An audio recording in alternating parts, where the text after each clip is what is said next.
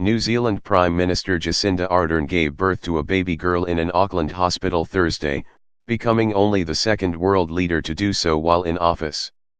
It was the first child for the 37-year-old and her 40-year-old partner Clarke Gayford, with the new arrival weighing in at 3.3 kilograms, 7.3 pounds. "I'm sure we're going through all of the emotions new parents go through, but at the same time feeling so grateful for all the kindness and best wishes from so many people. Thank you," Ardern said. She added on Instagram that the baby was healthy and doing well. "We're all doing really well thanks to the wonderful team at Auckland City Hospital."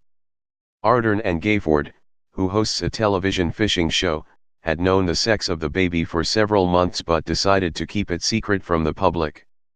The birth capped an eventful year for Ardern, who became Prime Minister last October, 3 months after inheriting the leadership of the Labour Party when it was languishing in the polls.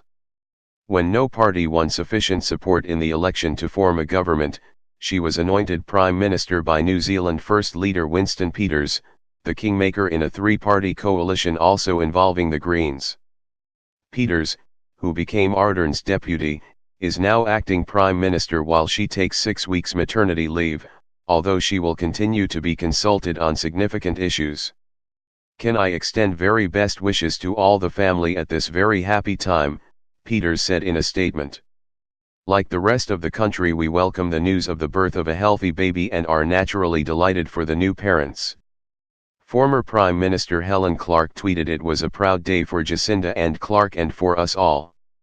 New life, new hope," and described the proud parents as role models for gender equality.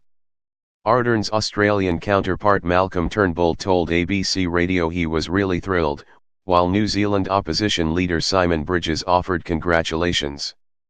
"Being parents is a joy and a privilege, and we are sure your new arrival will fill your lives with all the happiness our children have ours," Bridges said.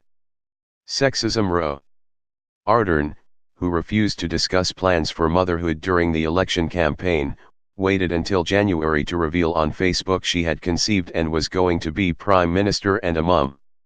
Her plans for a family had sparked a sexism row during the election when a television host quizzed her on the issue, saying voters had a right to know before they cast their ballots.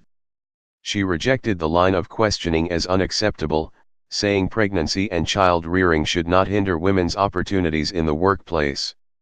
"It is a woman's decision about when they choose to have children, and it should not predetermine whether or not they are given a job or have job opportunities," she said then. The charismatic Ardern follows Pakistan's Prime Minister Benazir Bhutto in 1990 as the only woman in modern history to give birth while in power, but she downplayed the significance.